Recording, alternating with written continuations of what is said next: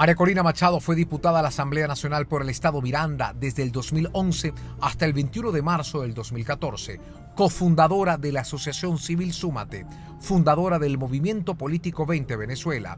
Aceptó el cargo como representante alterna de Panamá ante la Organización de Estados Americanos. Fue acusada por presunta conspiración para derrocar el gobierno venezolano. Considerada como una de las mujeres más influyentes del mundo en una lista publicada por la BBC en el 2018. Recibió el Premio Libertad Cortés de Cádiz en el 2015 y en el 2014 el Premio Charles Manat para la Democracia, otorgado por la Fundación Internacional para Sistemas Electorales. ¿Te sentiste bien? Súper bien, te lo agradezco. Me sacaste cosas que no había dicho nunca.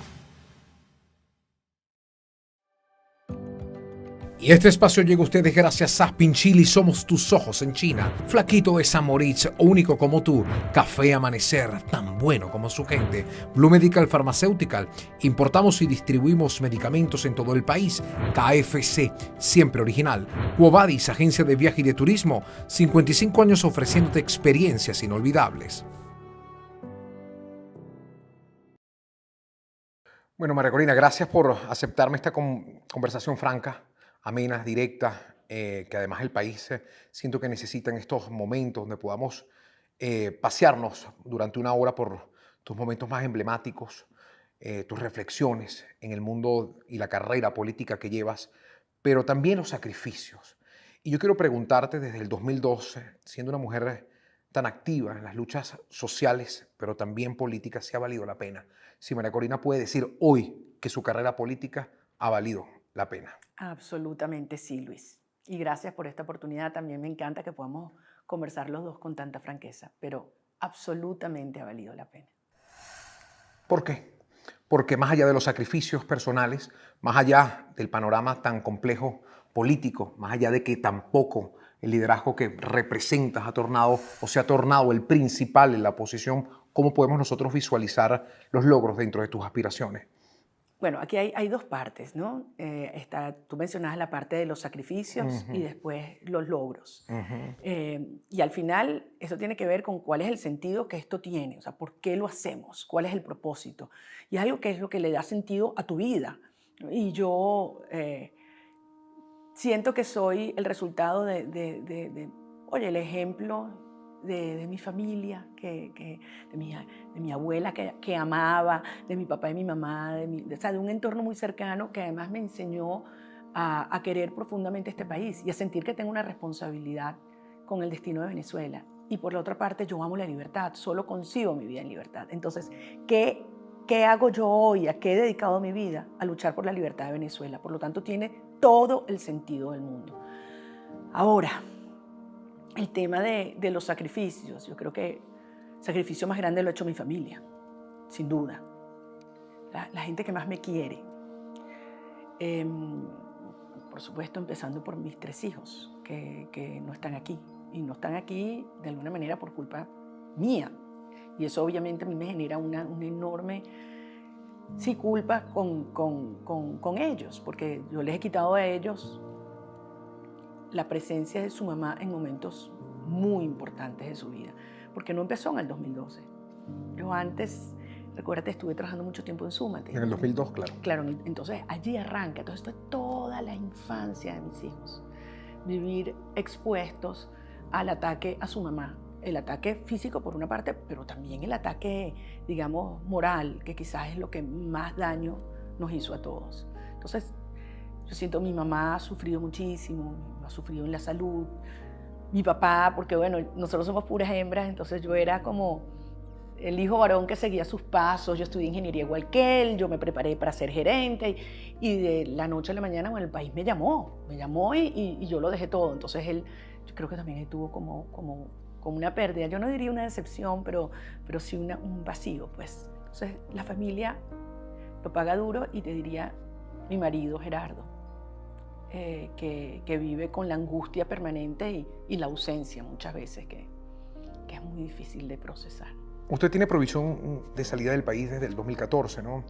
Y también la provisión de viajar dentro del territorio nacional en avión. ¿Cómo han podido usted conciliar con los tiempos precisos que necesitan sus hijos para su desarrollo emocional? Por ejemplo, una graduación, ¿Cómo ha podido ya desde esta fecha, casi 10 años, 9 años para ser exactos, cumplir con los momentos más importantes de sus hijos? Gracias a la tecnología, Luis. Gracias a que existe WhatsApp o FaceTime. Y te digo que es muy duro. Y yo creo que el día de mayor angustia que yo tuve fue cuando se graduó mi chamito, el chiquito, porque los tres tuve que sacarlos y estudiaron afuera. Y efectivamente la prohibición de salida del país es una cosa totalmente arbitraria y constitucional, lo que tú quieras. O sea, una persona se antojó que yo no salgo, no sales, punto. Y literalmente cuando se graduó Ana Corina en la primera me dolió horrible. Después fui con Ricardo y cuando fue mi hijo menor, Enrique, yo sentía que no puedo fallarle a los tres. Y literalmente yo fui a rogar. O sea, pero si ustedes saben muy bien que si yo me quisiera ir de este país me hubiera ido hace mucho tiempo. Mi problema no es salir, mi problema es regresar. Y yo le por un día. Y me dijeron que no. Y te juro que esa noche yo no dormí y fue el momento donde, si tú me dices si alguna vez he estado a punto de dejarlo todo, fue esa noche. Y al día siguiente fue muy lindo porque por supuesto no me fui y no me fui por mis hijos y por los tuyos y por todos los hijos venezolanos. Me llamó Enrique y nos estábamos así, ya estaba todo vestido, sentado para su graduación. Me dijo, mira mamá, ¿tú te das cuenta que tú eres la que está más cerca? Y ¿cómo es eso? Tú estás aquí conmigo, en mis piernas. Y cuando subió a recibir el diploma, me llevaba a mí aquí así, en todas las fotos me ponía a mí así y me decía, tú estás aquí. Entonces, yo creo que eso de alguna manera rebaja mi culpa, pero no mi dolor. No mi dolor. Como mamá siento que les he fallado en momentos muy importantes al no estar allí físicamente. Hablamos sobre momentos de gran valor para la familia, pero también es normal en la adolescencia, en el proceso de construcción que uno tiene en la vida como ser humano, pasa de la adolescencia a la adultez, también pueden venir los reclamos. ¿Hay reclamos por parte de tus hijos? ¿Hay reclamos por parte de tu familia por distanciar o ponerlos en un segundo plano por encima o porque encima está el país? Sí los hay, Luis. Y yo los entiendo. Y tienen razón, ¿no? Porque hay veces que estamos todos menos tú. Entonces no hay derecho que nos hagas esto. Y tienen razón. Yo trato de desdoblarme. Pero al final, bueno, y mi papá siempre me decía, pero es que tú, ¿qué? Que tú eres masoquista. Entonces, yo digo, no, papá, pero la culpa la tienes tú. Porque tú me educaste así, tú y mi mamá me enseñaron así, que uno tiene que ser responsable y que si uno se compromete a hacer sus cosas, las tienes que hacer bien y hacer hasta el final. Y yo no falto a una sesión de la Asamblea Nacional y yo no faltaba a un compromiso y yo soy puntual. Entonces, al final, la culpa la tienen ustedes que nos han enseñado, ¿sabes? Que la palabra es importante y vale más que cualquier otra cosa en la vida, ¿no?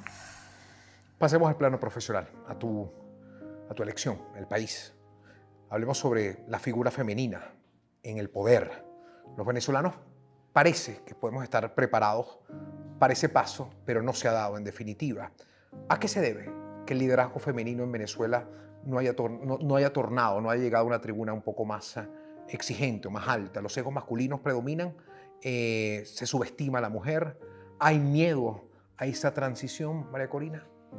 Yo creo que hay muchas cosas, y te diría que no es solamente en la política. Veamos otros sectores, o sea, las empresas privadas, las juntas directivas.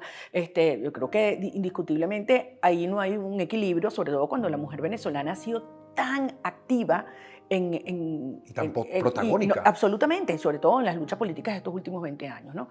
Yo creo que una razón tiene que ver con la enorme responsabilidad desproporcionada que tiene la mujer en el manejo y el sustento de la familia. Cuando tú ves que el 50-60%, ahí las cifras a veces se contradicen, de los hogares solo tienen la figura de la mamá, la familia matricentrada. Entonces, meterte en estas cosas implica que tienes que dejar la familia y no puedes porque la familia depende de ti.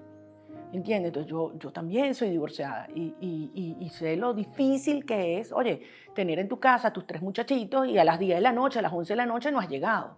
¿Entiendes? O sea, ¿quién te los cuida? Te vas a ir una semana. Entonces, estas son cosas que para la mujer venezolana que tiene tanta responsabilidad, que también mucha responsabilidad en el plano comunitario, cuando tú ves que 7 de cada 10 personas que están muy activas en las comunidades somos mujeres. Entonces tú tienes como muchas cargas y entonces te hace difícil, o sea, poder asumir responsabilidades que involucra, oye, dejarlo todo. Entonces yo creo que eso tiene que ver. Ahora, esto está cambiando y si algo yo quisiera dejarle a la mujer venezolana es la posibilidad de decir, tú sí puedes, o sea, échale presión, dale, no estás sola, o sea, ayudar, porque sí creo que a mí me encanta trabajar con mujeres y me encanta trabajar con hombres, o sea, yo no creo que tú le vas a dar la oportunidad a una persona por ser mujer, sino por ser mejor.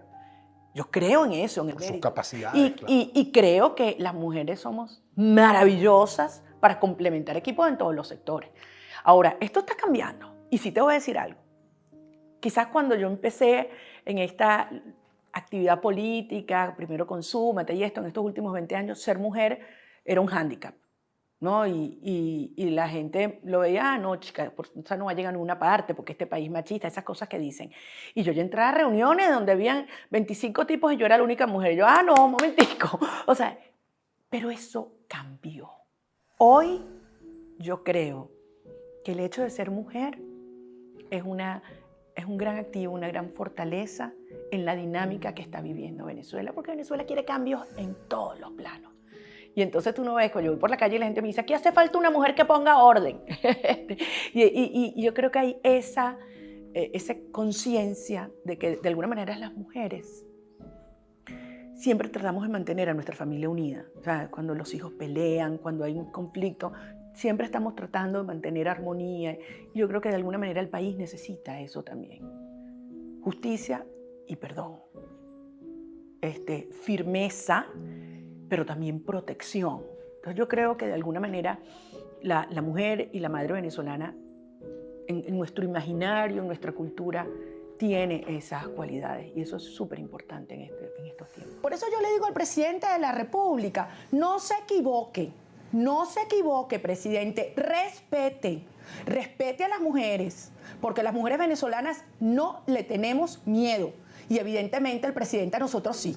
Si su nombre siempre resalta en las encuestas como una de las figuras principales de la oposición, ¿por qué no ha terminado de consolidarse como la gran líder opositora? ¿Qué factores han saboteado, se han implicado, para poner un término mucho más amplio, para que usted no termine de convertirse en esa líder que usted ha construido, que es esa visión de mujer que usted ha construido para asumir tal vez el poder? Están pasando muchas cosas en el país, Luis, muchas cosas. Y hay cosas que son silentes y después empiezan a agarrar más y más y más fuerza. Yo creo que Venezuela está en un momento donde quiere, o sea, un cambio real y profundo. Y está buscando algo totalmente distinto. Yo reconozco que cuando yo, por mis primeros pasos en la política y empezaba a criticar el socialismo, la gente me decía, pero se volvió loca. Si este país es socialista, si este país solo ha vivido el socialismo. Yo llegué a hablar de capitalismo popular y ahí decía, no, es verdad, la perdimos. Pero yo digo, esto es lo que yo creo. Esto es lo que yo estoy convencida que Venezuela necesita, dejar atrás un socialismo que es pura mediocridad, que al final es miseria, que al final trae violencia, trae separación, oscuridad. No vale, yo quiero un país de gente rica, pero rica ganado con trabajo. Y es riqueza no solamente material, que tú vivas bien, pero riqueza intelectual, riqueza cultural. O sea, eso es lo que yo creo.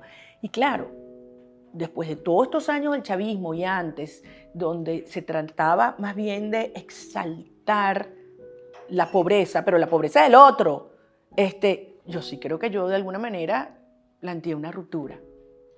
Una ruptura no solamente en el plano doctrinario, en los valores, y eso al principio, te confieso que me costaba, y la gente me decía, bueno, puede ser, por eso jamás va a penetrar a la Venezuela futura profunda, eso no va a subir cerro. Es todo lo contrario, Luis. Mira, yo en las primarias, cuando me lancé a la Asamblea Nacional, gané en todos los centros menos 2.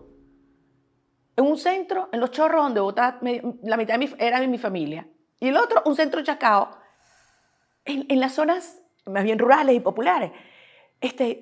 Tuvo un apoyo enorme, enorme. ¿Por qué? Porque yo creo que en la sociedad venezolana hay una dimensión aspiracional y sobre todo en la mujer. Y la gente quiere autenticidad, no uno que se parezca a una versión, tú sabes, tapa amarilla del chavismo. No, la gente quiere autenticidad. Dime tú quién eres y qué quieres. Yo creo que eso hoy es una demanda súper mayoritaria. Sabemos muy bien lo que tenemos que hacer. Que a ellos no les guste, porque lo que quieren es la entrega y la comodidad de un acuerdo de cúpulas, allá ellos. Pero el pueblo de Venezuela, nosotros sí lo sabemos y lo sabemos bien. Hablando sobre los sectores populares, ya que los tocas, normalmente hay señalamientos, ¿no?, que puedan distanciar su discurso de estos sectores. Dicen que si bien usted puede representar la voz de la oposición, hay una mayoría que no se siente conectada con usted. ¿Qué nos dice sobre esta frase que siempre circula en la idea de María Corina? Bueno, en primer lugar, yo no divido la sociedad en clases. O sea, esto es una cosa totalmente superada. O sea, yo creo en el individuo, en el ser humano. Y yo creo que hoy en día a los venezolanos nos une una aspiración de poder vivir con dignidad. Y sin libertad no hay dignidad. Y sin propiedad no hay libertad. Entonces, tú te vas a cualquier hogar de Venezuela, los que están pasando mucho trabajo por la situación económica o los sectores rurales que están incomunicados o que están viendo, o sea, pasando una pela dura porque aquí se está acabando con el sector agroalimentario, entre otros.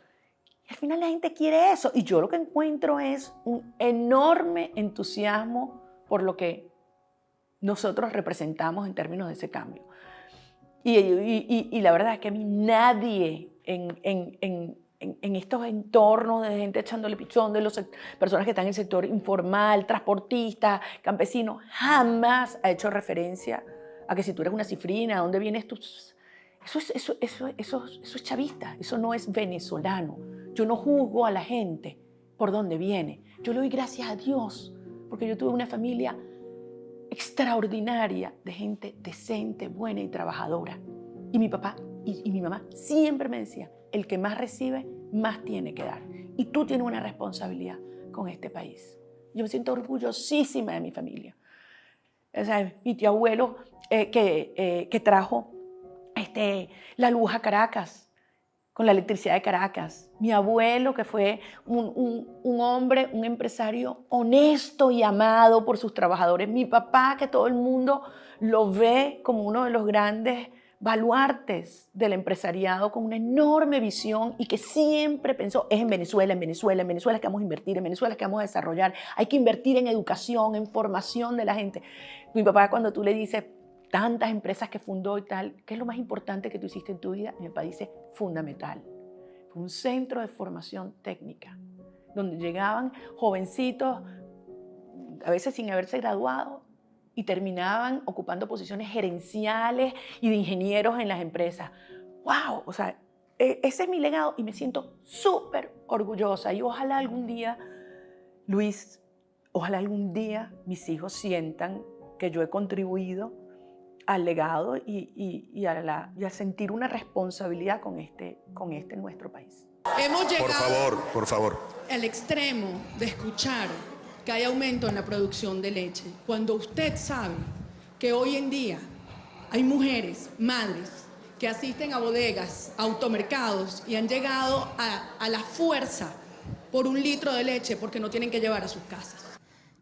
Después de todo este transitar por tantos años, María Corina, la madurez que te ha dejado la experiencia, reflexionar sobre todos los episodios de la política venezolana, ¿cuáles serían las claves que el venezolano necesita para elegir correctamente un liderazgo diferente? Bueno, mira, lo que ha pasado es horrible y yo creo que todos los venezolanos hemos sentido repugnancia, ¿no? De lado y lado. Y eso hay que asumirlo. Y evidentemente que eso genera en la sociedad una profunda desconfianza, descreimiento, ¿no? Porque tú dices, bueno, yo invertí todo, confié, arriesgué mi vida, mi familia, y entonces terminó siendo más de lo mismo. Entonces yo sí creo que este es un momento donde la gente está, no es verdad que está desconectada de lo político, yo creo que eso es totalmente falso, porque después de estos 23 años de lucha y la pela que hemos pasado, tú me vas a decir si esto se resuelve, que anuncien un aumento de precio, de sueldo. La gente sabe que eso salía agua. O sea, la mamá venezolana se ha convertido para mí la mejor economista del planeta. Sabe qué es la inflación, cómo la produce y cómo lidias con ello, ¿no?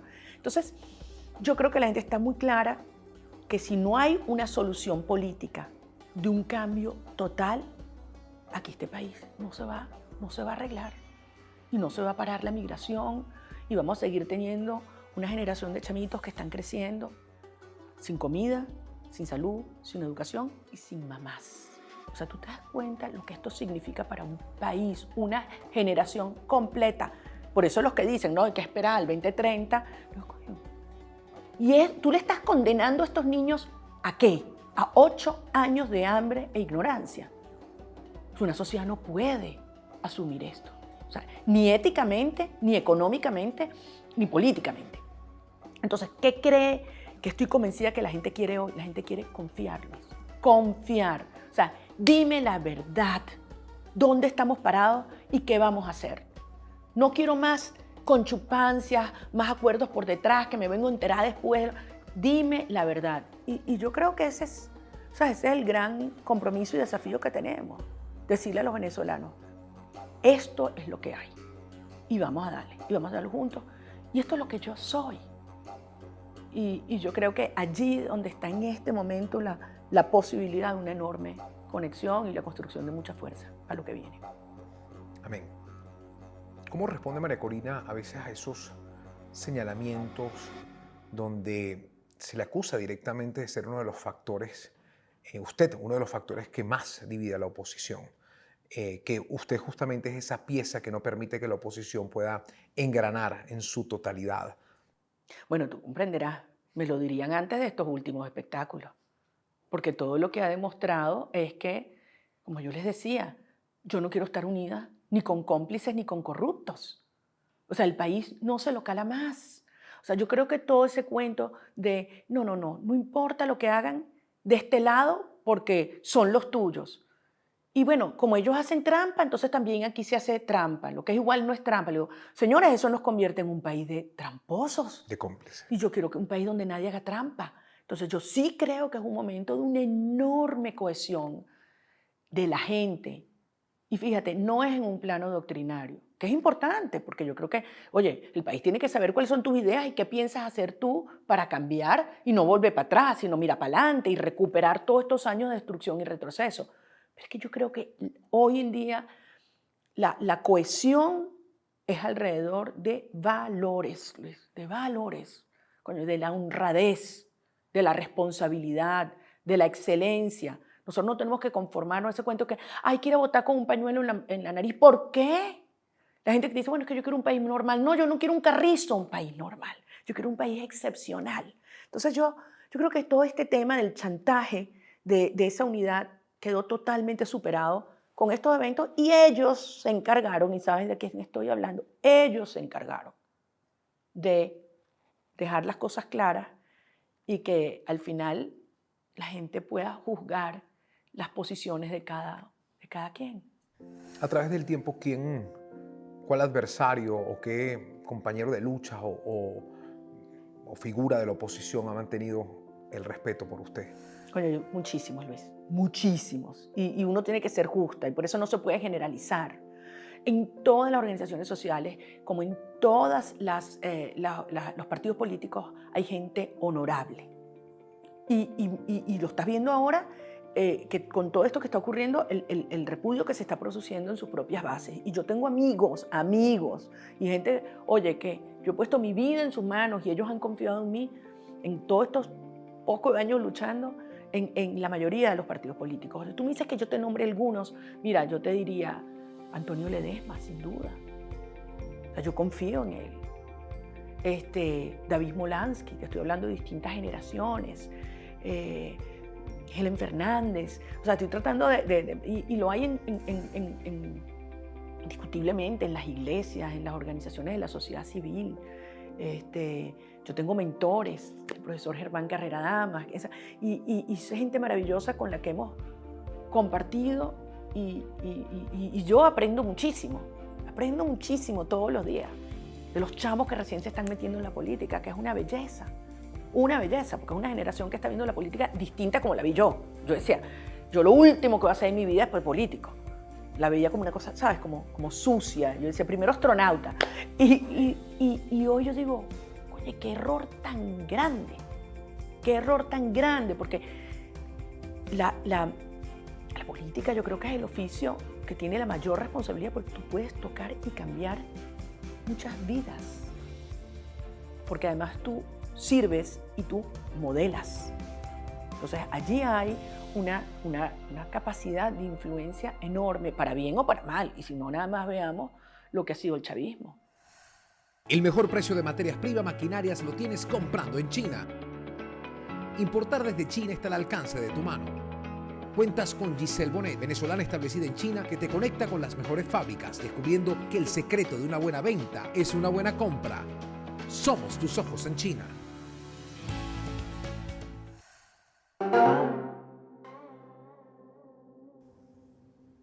Sobre las recientes declaraciones que usted emitió en torno a lo que va a traer las primarias para el país, alertó sobre el objetivo de Maduro, no solamente que controles las primarias, sino también las elecciones de la oposición, que hay entes o hay fuerzas que operan con el objetivo de Maduro y su gente. ¿Por qué no se revela con nombres y apellidos? ¿Cuándo podemos nosotros entender quiénes están jugando en contra de la oposición? Bueno, pero es que yo creo que muchos están muy claros, se han revelado ellos mismos, porque además aquí hay mucha plata en juego, muchos intereses en juego, Luis. Y yo sí creo que los venezolanos aprendimos una cosa, aquí nadie nos chupamos el dedo. O sea, la idea del régimen es convertir el 2024 en un evento de lavarle la cara y darle legitimidad a este sistema con bendiciones y avales internacionales. Eso es lo que ellos tienen entre ceja y ceja para el 24. Y para eso necesitan una oposición que haga un papel. Necesitan una oposición complaciente. ¿Y cómo tú tienes una oposición complaciente? Bueno, de diversas maneras. La tienes amenazada, la tienes comprada, la tienes infiltrada, la tienes extorsionada. O sea, estos son unos bichos malos. Y eso no te estoy hablando solamente en la política. Eso pasa en otros sectores. En tu medio, en la academia, en los sectores empresariales, hasta en las iglesias, porque son malos y tienen mucho dinero. Entonces, yo creo que estamos frente a un escenario donde hay una oportunidad real. No porque yo me chupo el dedo que estos tipos van a salir, no. Esto implica un grado de organización y de lucha en múltiples planos, que es dejar la vida en esto, 24 horas al día, 7 días a la semana, por los próximos 2 años. No es en el 24, es hoy.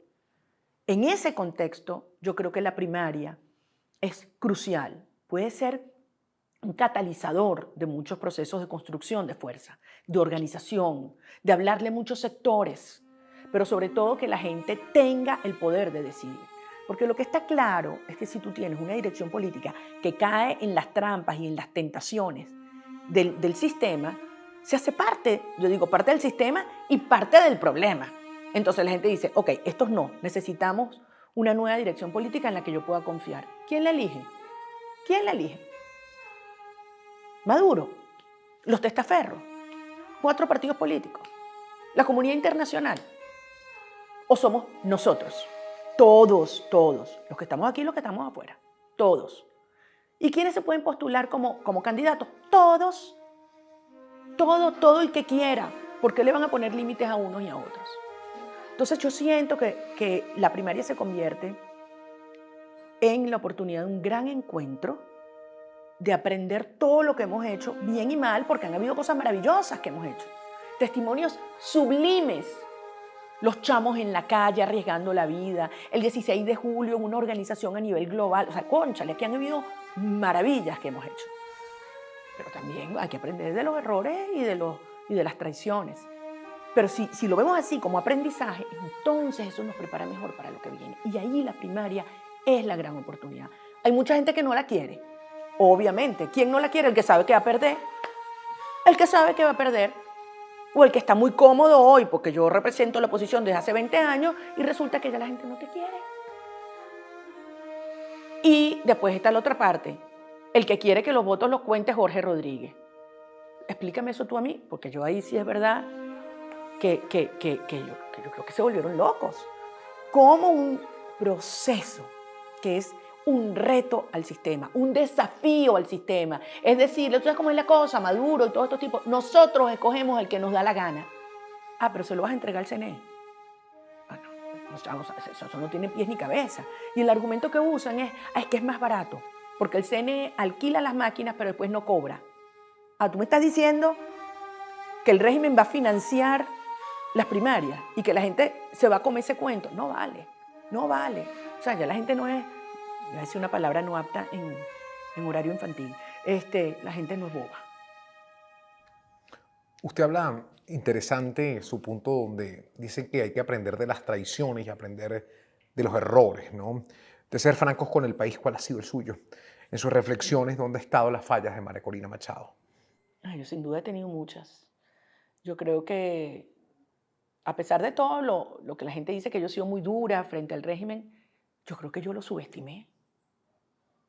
Yo creo que yo lo subestimé. Yo no me imaginaba que el chavismo era capaz de someter al hambre intencionalmente al país. O sea, yo en un principio no creí que eran capaces de eso, ¿sabes? De entregar el Esequibo, viniendo del estamento militar, de darle medio país a la guerrilla. O sea, al principio, de verdad me doy cuenta que lo subestimé en su maldad. Y la otra parte, yo creo que yo sobreestimé a algunos actores de la oposición que creía que eran compañeros de lucha. Oye, Luis, ¿sabes? A mí me sacó la Asamblea Nacional la oposición, de acuerdo con el chavismo, pero yo les era incómoda y pidieron mi cabeza.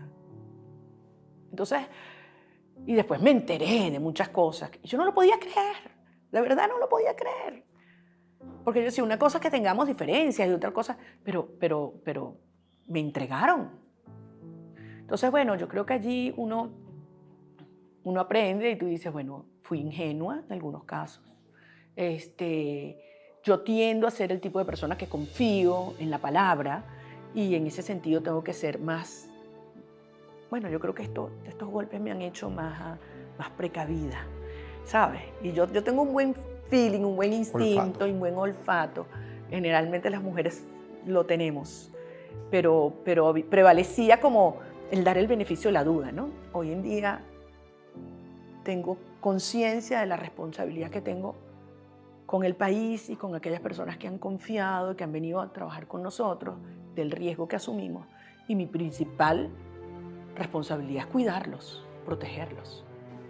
María Corina, usted ha sido señalada públicamente, incluso en un espacio del gobierno. Usted es constantemente una de los agentes o la información o el centro del espectáculo de algunos personajes del gobierno, pero sobre todo señalan sus planes constantes conspirativos contra el chavismo.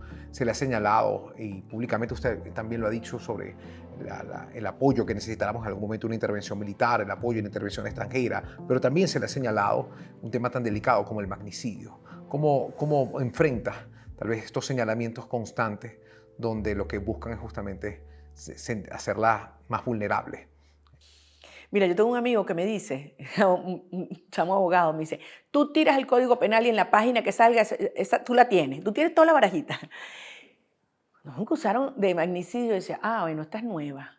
Y yo le dije a Maduro en su cara, ven para acá, déjame decirte una cosa, pana. Yo no te quiero muerto, yo te quiero vivo para que enfrentes la justicia. No es muerto, es preso. Así que vele con ese cuento a otro. Y esa vez fue una vez muy dura porque mi abogado me dijo, si vas para la fiscalía que te citaron, no vas a salir, no vas a salir. Y y me dijo, habla con tus hijos. Fue muy duro, porque cuando tú ves a tu hija llorar y decirle, ok, puedes llorar aquí conmigo, pero mañana no puedes llorar, porque ahora tú quedas al frente de esta casa. Es difícil, pero al final el régimen tiene calibrada a la gente. ¿Tú crees que ellos no me tienen a mí investigada de arriba abajo, chicos? Ellos saben quién soy yo, saben de qué vivo yo, en qué trabajo yo. Y como yo digo privado, lo mismo que digo en público, me importa tres pepinos, que me graben, que me sigan. El SEBIN detrás de mí. Yo me acuerdo una vez, íbamos camino a Huiria, era tardísimo, es una zona súper peligrosa, y se nos despichó un caucho. Y entonces tenía 2 carros del SEBIN, yo cambiando el caucho, y los tipos mirándome. Le digo, no. Me bajo y le digo, ven acá, el caucho lo cambian ustedes. Porque no es que me tienen a mí, tú sabes, a monte todo el día. Ahora, aquí, ayúdame a cambiar el caucho. Entonces, al final, ellos saben quién soy yo. Y yo creo que hoy en día el país también lo sabe, Luis. Tan democrático es este socialismo que, bueno...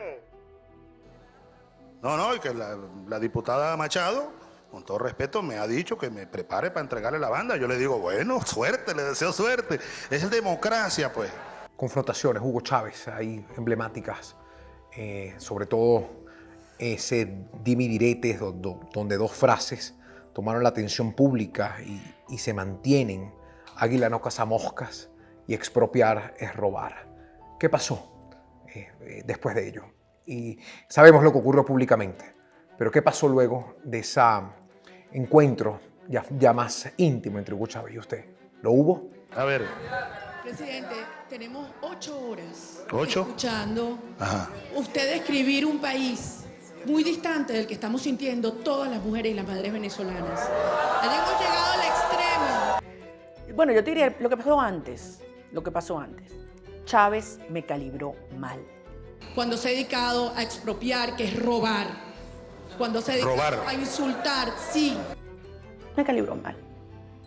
Él creía, posiblemente por ser mujer, que podía, tú sabes, seducirme con el poder, ¿no? Y quizás la gente no se dio cuenta, pero ese día él entró directo a donde yo estaba, me empezó a hacer comentarios tratando de provocar sonrisas de Empatizar. mi parte, ¿sabes? Sí, condescendiente, y a lo largo de sus 9 horas de perorata se metió algunas veces explícitamente conmigo y mi familia y otras veces no, pero eran mensajes dirigidos.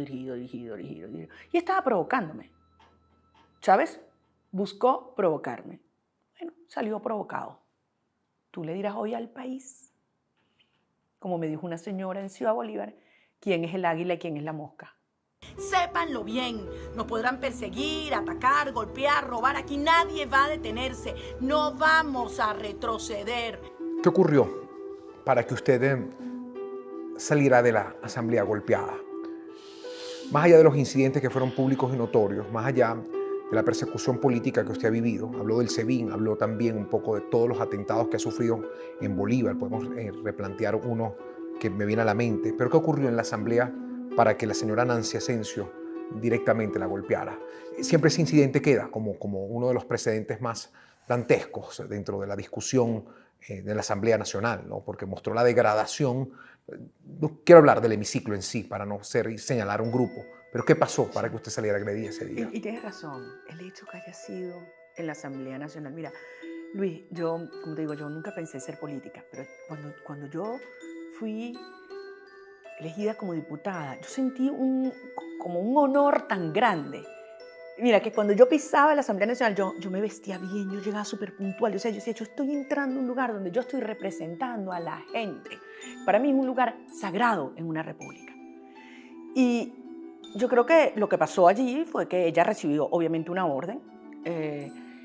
Y ¿De quién ya se conoció? ¿Quién? no, yo creo que está claramente Diosdado Cabello, pero seguramente muchos otros, ¿no? Eso fue una emboscada.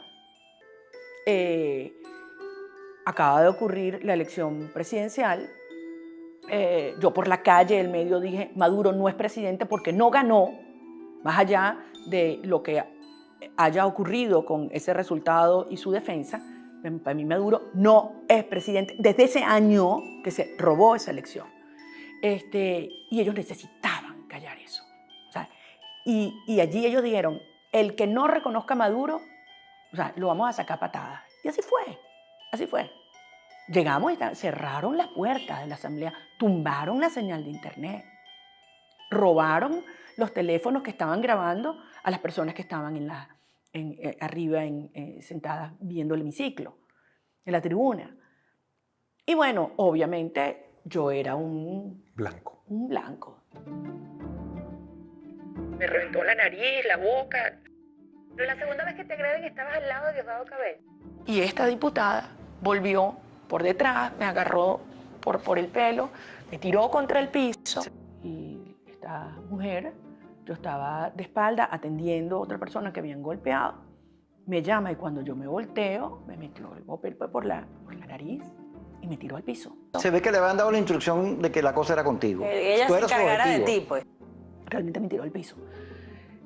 Te soy franca que yo no sentía dolor. Yo en ese momento no sentía dolor, yo sentía la indignación de lo que le estaban haciendo a la institución. Y yo lo único que pensaba por dentro, coño, que mis hijos no estén viendo esto, que mis hijos no estén viendo esto. O sea, como mamá yo decía, me da terror porque... Y bueno, nada, yo me levanté y yo fui a reclamarle al teniente Cabello. O sea, para esto, abra las puertas, o sea, pare esto. Y cuando yo le estaba reclamando, la mujer volvió y me agarró por detrás, por el pelo, y me tiró contra el piso, me empezó a caer a patadas. Y me empezó a patear. A patear allí, al lado de Diosdado Cabello.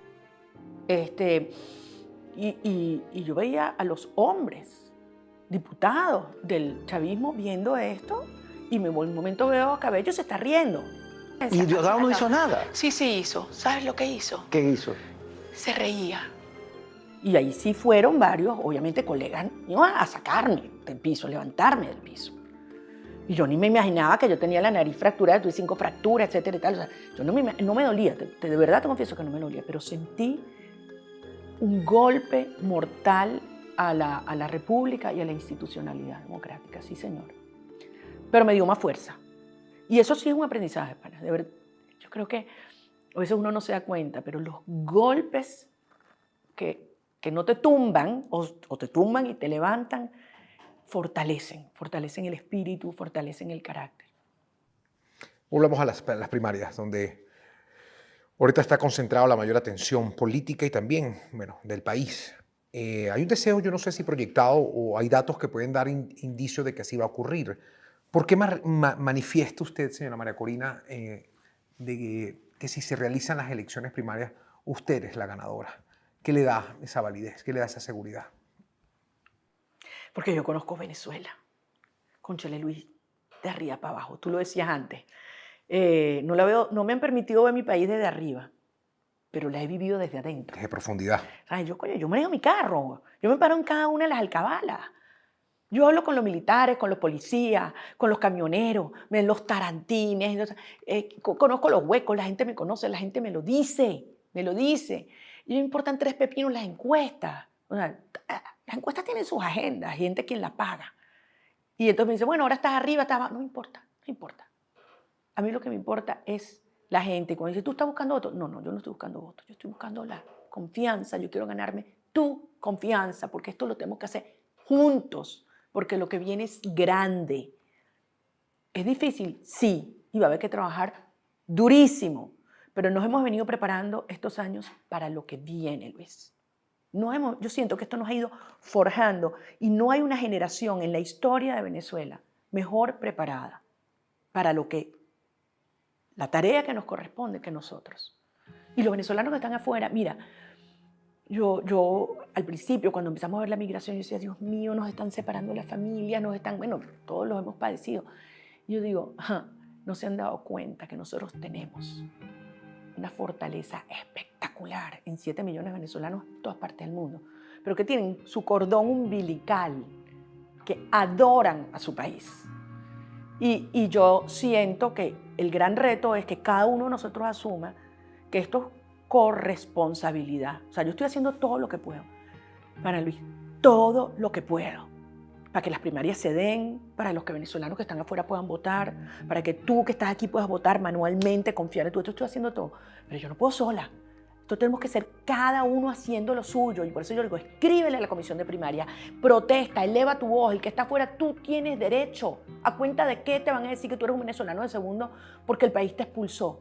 ¿Cómo le vas a decir tú a un sobreviviente del Darién que no tiene derecho a emitir su voz sobre el destino de Venezuela para que pueda volver? Eso no tiene pie ni cabeza y la gente no se lo va a calar. Pero entonces tenemos que hacer esto juntos y echarle ahora. Entonces, con lo que escucho, usted ve oportunidades dentro del tema electoral, ¿no? Ve como que se abren posibilidades, ¿no? Confianza. ¿Cómo podemos nosotros, justamente ese punto tan delicado para la ciudadanía, generar confianza en un ente? Es que yo no tengo ninguna confianza en el ente, en el CNE. Por el amor de Dios, no confían ni su mamá. Entonces, ¿cómo podemos...? Pero es por eso, pues, que las primarias no las va a hacer el CNE. Y de ser electa en las primarias. Ah, bueno, es que ahora, es que ese es el meollo de todo este asunto.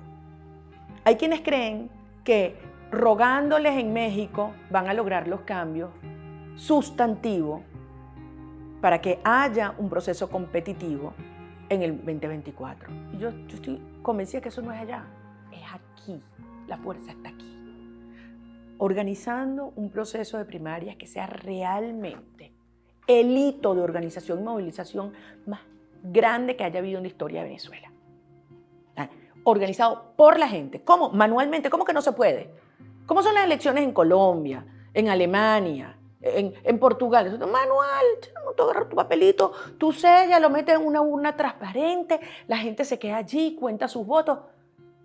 ¿Dónde está ahí la gran ciencia? Hay que trabajar, hay que organizar mucha gente. Desde luego, vamos a darle. Y la comisión de primarias tiene que ganarse esa confianza. ¿Cómo? Demostrando que no están al servicio de 4 partidos, ni de X número de candidatos, ni de los candidatos, no. La comisión de primarias está para generarle confianza y servir al ciudadano, a 30 millones de ciudadanos. Tú me preguntas hoy, yo veo una oportunidad. Yo la veo.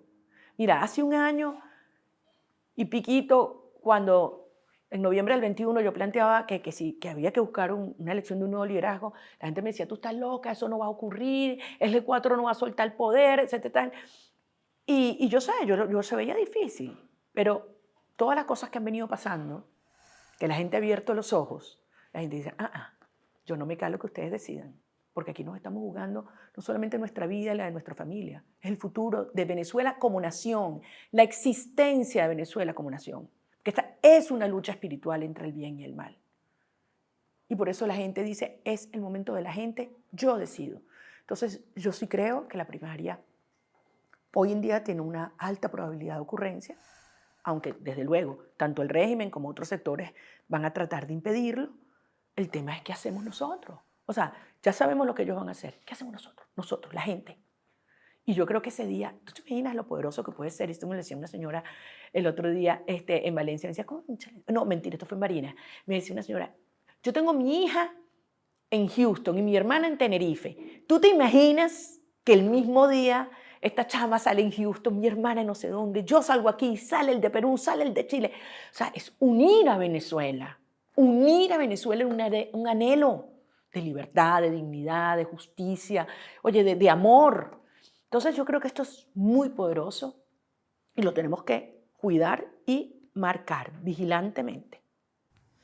Para ir cerrando, María Corina, escuchándote, viendo este panorama que puede presentarse mediante la organización, la claridad y sobre todo la responsabilidad que ustedes tienen como líder, ¿cuál es el escenario que visualizas entonces para Venezuela en la actualidad? ¿Cuáles son un poco las proyecciones dependiendo de estos planes que bien ya los tienes concebidos, creados, pero para que logren concretarse como lo ves? Bueno, yo veo que nosotros tenemos por delante 2 hitos y 3 etapas. El primer hito es la primaria, el segundo hito es la enorme contienda presidencial de 2024.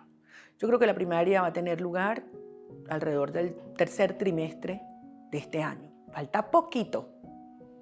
Y la elección presidencial debe ocurrir a finales del 2024. Entonces tenemos una primera etapa de aquí a la primaria, una segunda etapa de la primaria a la elección presidencial y una tercera etapa de la elección presidencial en adelante.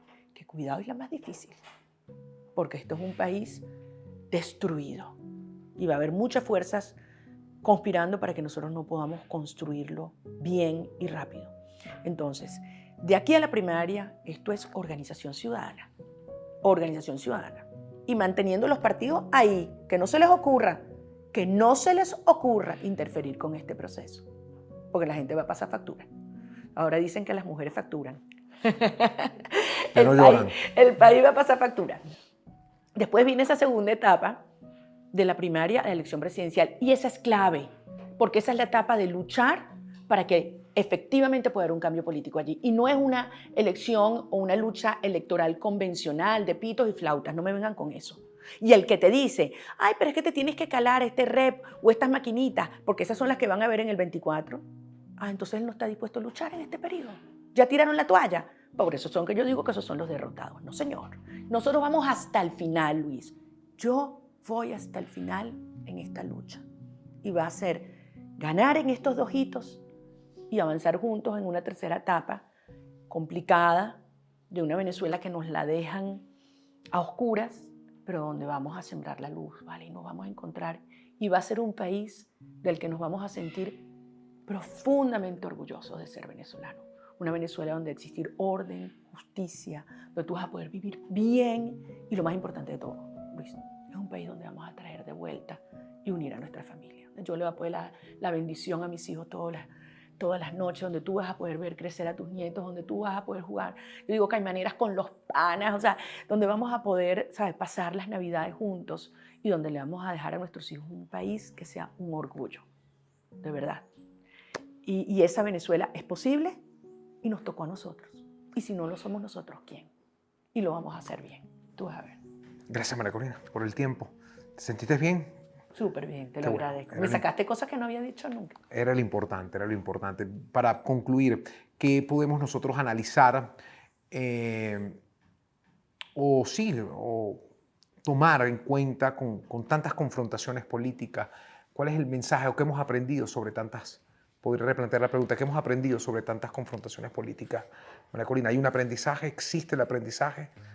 Muchísimo. Full. Para ustedes como líderes. No, vale, pero muchísimo, muchísimo. Te repito, mira, esta es una lucha entre el bien y el mal. Y ahí es donde hay que tener cuidado, porque hay gente que cree que con los grises, entre el bien y el mal, eso es posible, y eso no es así.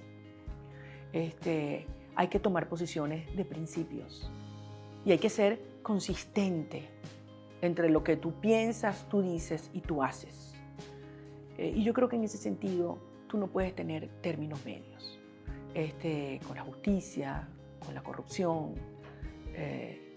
con la responsabilidad. Y yo creo que hemos aprendido muchísimo, y yo te digo, yo siento que hoy en día nosotros somos no solamente un mejor país, sino también somos mejores personas. Mejores personas. A punta de golpes duros, sí, pero somos mejores personas. Y yo creo que a pesar, yo me lo digo todos los días, se lo digo a los niñitos, yo creo que a mis hijos, yo creo que a pesar de todo lo que no les he dado, yo siento que yo hoy puedo ser mejor mamá. Porque uno aprende de uno mismo, ¿sabes? Y yo creo que este proceso a mí me ha enseñado mucho. Yo aprendo muchísimo y aprendo todos los días y quiero seguir aprendiendo porque yo adoro mi país, yo adoro nuestro país. Y yo solo quiero vivir en Venezuela y en libertad. Y ese es el sentido y el propósito de mi vida, porque me levanto todos los días y estoy convencida que vamos a vivir esa etapa luminosa de hacer que este país resurja y que sea una nación grande, próspera y digna. Y de los venezolanos. Que así sea. Amén. Agradecido por tu tiempo. No, vale, a ti, te lo agradezco.